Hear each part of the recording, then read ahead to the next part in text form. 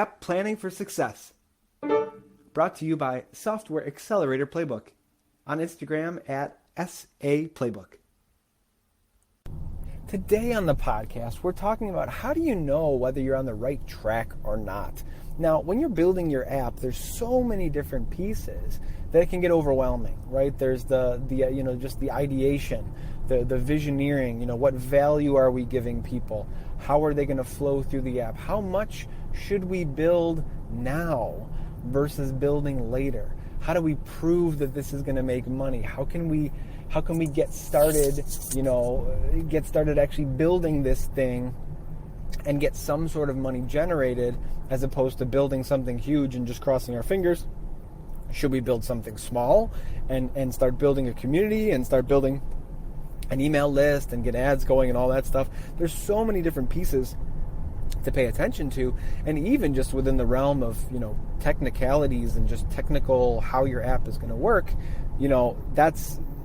that by itself can be dizzying. And then on top of that, then there's marketing, and then there's just general customer experience, right? Can people reach you? Can people reach out to you in the app and tell you something's wrong?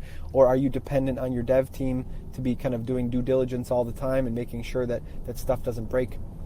So it can be dizzying. I understand. There's a lot going on. Making an app is not this, super easy sort of just hop in, make an app, and then you're a millionaire. That's not how it works. The main idea is that as you bring value to people, as you help people save time or make money, then you can make money.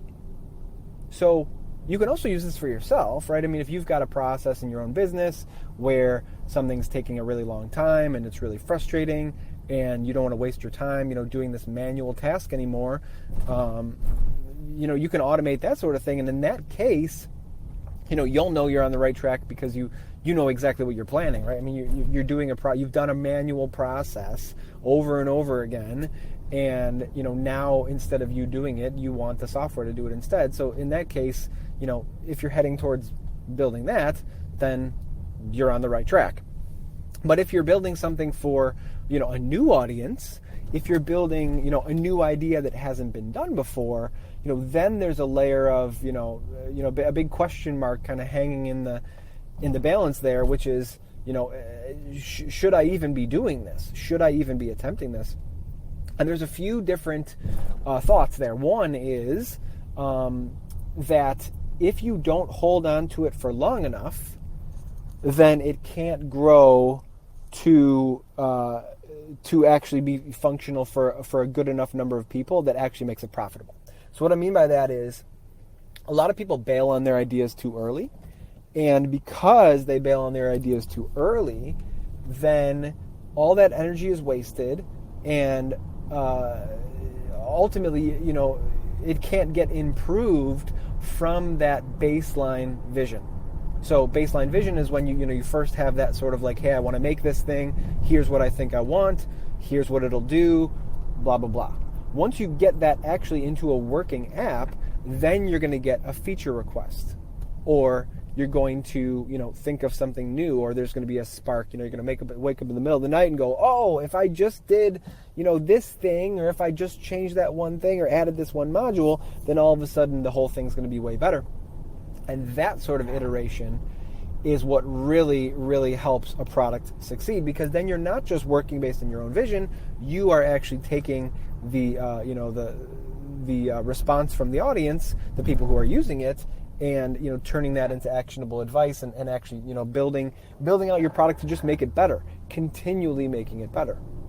Now, if you've already built a version 1, and if people are already getting use out of it, and who's using it, that they're willing to pay for it, and then you want to make version 2, in that case, you might be able to just plan out most of the things that need to be done and go even farther with that vision, because you already have that underlying foundation of paying customers that are interested, that are getting value out of this thing. But if you don't have any paying customers, then to launch this whole aggressive campaign to spend a whole ton of money and get something built without proving that it's really what what the market needs and is willing to pay for, then you're in trouble, because the chances of that just working fine are smaller because it's unproven. And so if you want to think about it like kind of like walking out on ice, now if you've done this before, if you've built an app before, then it's not going to be walking on a super thin ice the first time, because you'll know what to think of. But if you're walking out on ice, slow steps, making sure that there's ice beneath your foot before you put all your weight on it is, a pretty good way to start, at least when you're, first beginning with just, what am I doing and how am I doing it. It's better to basically make sure that you are not putting your money in the wrong place. So if you can think a little bit more about what would be that first step for you, what would be that second step, what would be, the things that you could do in order to prove that you are headed the right direction and the audience does care and they are responding to you and they do want this thing, and they're willingly giving their email addresses, or they're willingly giving you, information to say, yes, please update me when this is done, or please let me know about this when this is done. Whatever it is, getting a response from the people you're trying to sell to is huge. That alone, just talking to your audience and hearing their excitement about it, is a huge piece of the whole pie. And Kickstarter campaigns are pretty much along those same lines, right? You want to do this thing, should I do this thing? Will people actually pay for this thing and get excited about it? And that's a fantastic way to validate ahead of time. Now, you may not want to do a whole Kickstarter campaign, but the idea of being in touch with your audience and growing it like a seed changes things. Instead of you being by yourself in a vacuum with your own ideas only, keeping it secret and hidden and secret and hidden and secret and hidden can lead to creating stuff that just isn't valuable to other people, that maybe you think it's super valuable because because you're thinking, oh, this is a great idea, I'll do this. But maybe other people, they don't have that same pain, or maybe the pain isn't big enough for them to actually do something about it. Keep in mind, maybe even take a look at your own life. The idea of there's annoyance in terms of pain, of okay, that thing's annoying, I kind of don't want to do that anymore. But then you keep doing it because it's not so much of a pain that you're like, hey, this needs to could be fixed. But then there's some other things where it's you get to the point where the problem is then so big where you're like, I have to deal with this right now. I'm not sure what that is for you, whether that's, a hard deadline that comes up that is, for something very important. You've got to submit something. You have to go find a new doctor, whatever it is. At some point, some problems get so big that everything else in your life gets paused and you deal with it and you actually take action. But then there's a lot of other things that you don't take action for, maybe just because there's not enough time in the day. And so they stay problems. And then the ones that are the most top priority are the ones that you actually take action on. So if your app is solving a problem that most people don't consider to be, a really big thing that they need to take care of or really important to them, even though it can be important, maybe it's just not of top importance, or the most, a really, really big pain for them, then maybe then they won't actually take action to download the app, even if the app does everything you want it to do. It's functional, maybe it's helping you, but then maybe it's not helping a lot of other people. So, as you're trying to figure out, am I heading in the right direction? These are all things to consider. Is the problem actually big enough in your target customer? Are you willing to hold on to it for a long time, months, if not years, to be able to let the seed grow and to kind of put continuous energy towards the seed to let it grow? Or are you trying to just make some quick money and then, hop in and hop out? And I'd say that typically, if you're trying to make, quick money, hop in and hop out, that apps is probably not the way to do it, because not only do you need to get the app finished and in your audience's hands for them to give you feedback, but that alone is it's a pretty decent obstacle to have the idea for the app, to plan it out, to get it coded and have it live, and then get the people into it. But also, you have to then market to the people. Once the app's there, then you got to tell the people, right? So the job doesn't stop once you get the app finished. The job actually starts once you get the app finished. So those two main points is, the technical side, build the thing, and then the people side of it, right? Tell the people. That's the marketing part, telling people that it exists. And if you do one without the other, then you're no good. But if you do the people part first, and you work with the people first, and there's actually demand for your app, and they know that you're going to build it, that's a much better way to come at it, because then you actually build the right thing. And you figure out that the people are responding, and they like it, and they want it, and they want more of it, and they wish that it was done faster, and they're sending you messages saying, "Hey, when are you going to get this done? I'd like to sign up for this."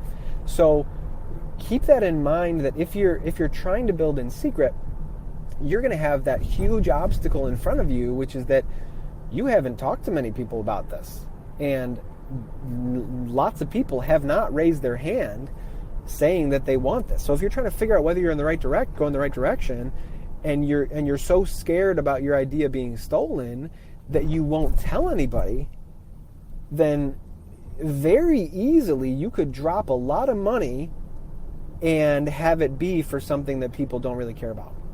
And that happens time and time again, building something that either doesn't solve a big enough pain that people are flocking to it, or that there's not enough marketing effort put behind the thing to tell the people, and that even if the app is technically created wonderfully, that you still have a big problem that nobody's using the app.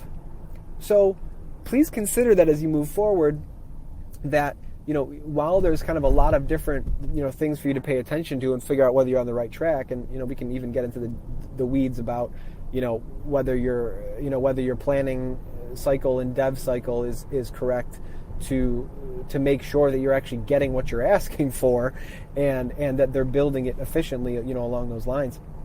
But ultimately, if you haven't talked to people about it, if you're not actively talking to people, if you don't have a community around the thing, if when it's done you won't be able to just tell a lot of people that it's done, then I would say you're actually not on the right track. I would say that you need to attend to that first, maybe before dropping more money on building the thing. That where is your community, and how are you going to tell these people? And will you have enough budget to be able to pay for ads to be able to bring people in? Will you be able to optimize that budget and not just throw money at Facebook ads, but actually do split testing and figure out which messages are actually converting, and ultimately that's probably a job to be hiring a Facebook ads professional for, to be able to do that on your behalf. But the idea is, don't forget about that. Don't forget that that's a part of it. Don't get so focused in on the technical thing that you forget that there's this whole other aspect of marketing, actually getting people through the door.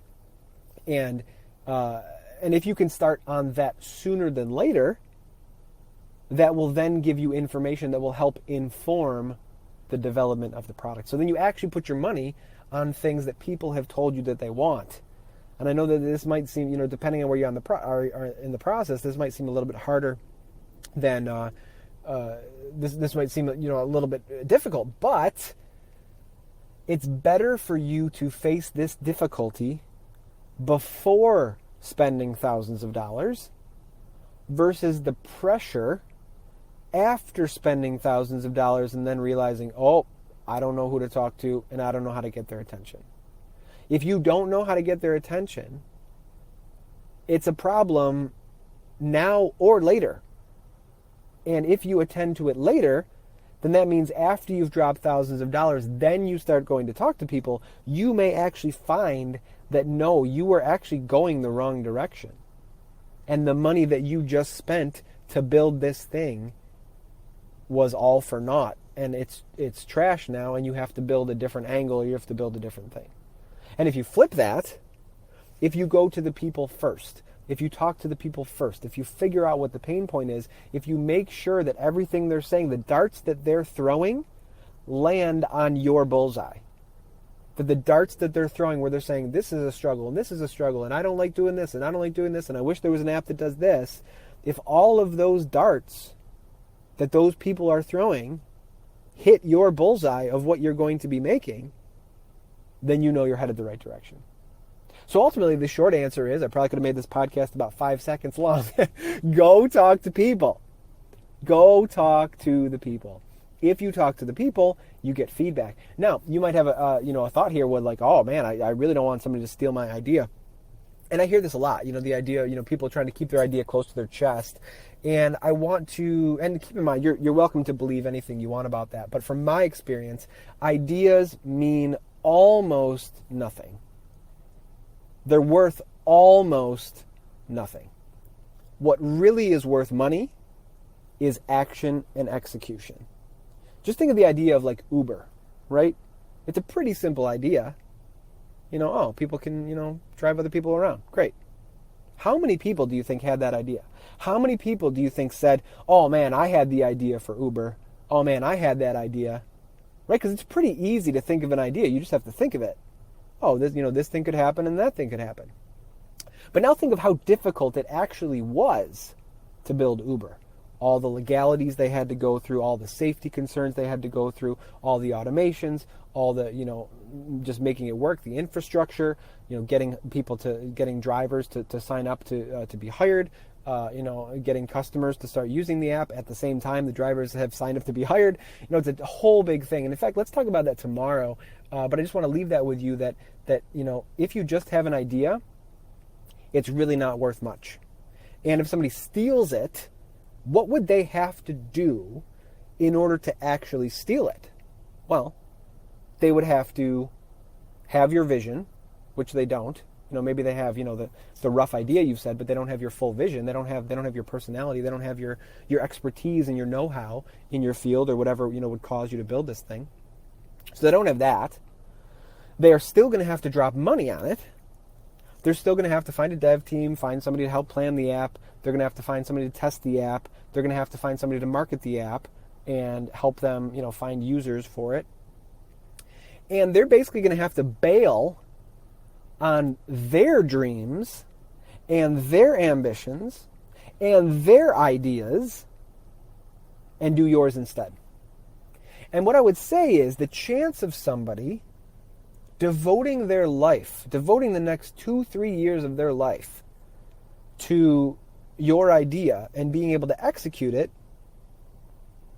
is pretty slim. That for somebody to drop everything they're doing and run at an idea and put all those resources behind it. Now, does it happen? Yes, it happens. I heard a story about somebody who they brought an app idea to, I think, Delta Airlines or some other airline. I'm not sure which one it was. But I guess something happened. And you'll have to check the news for exactly what happened. But something happened, and the person who brought the idea felt like something was stolen. And in that case, if you're approaching a huge company that has a huge number of resources, that already has an infrastructure of hundreds of millions of dollars, then okay, yeah, can they take an idea? Sure, of course. I mean, they're already building apps and they're already building ideas, so they have the infrastructure to do it. Is that possibly going to happen? Like, yeah, it totally could. But if you put energy behind your own thing and you find customers and you find users and you find providers or clients or however you're going to set your app up, if you do the legwork of getting customers to come into your app and your app actually works well and it's simple and it gives the value, then people are going to use your app. And if some other big company comes along and takes the whole idea, okay, yes, there's certain things that you want to protect, as you move forward, as you start dropping more and more money into it. But there's still so much work that needs to be done before that point. And if you're unwilling, and first of all, if you've never made an app before, going down the road of being so protective with your idea and so scared that people are going to take it, that it actually causes you to build the wrong thing because you're not talking to people, I would say that that's more of a liability. And certainly there's different ways to look at it. You may get advice from somebody else that says, no, absolutely, before you start, any sort of app idea, you need to go patent it for $10,000, and then this, and then this, and then this. And you may find that, that sort of advice out there. But in my mind, if you've not proven that an app exists, why the heck would you spend $10,000 trying to protect the idea if you don't even know if the idea is viable? I would rather take that $10K and put 5 towards building and 5 towards marketing and be able to actually get that first bonfire started. Okay, so I'm going on and on about this now. I want to talk more about this tomorrow. But thank you for being here, and thank you for listening all the way to the end, and I will see you tomorrow.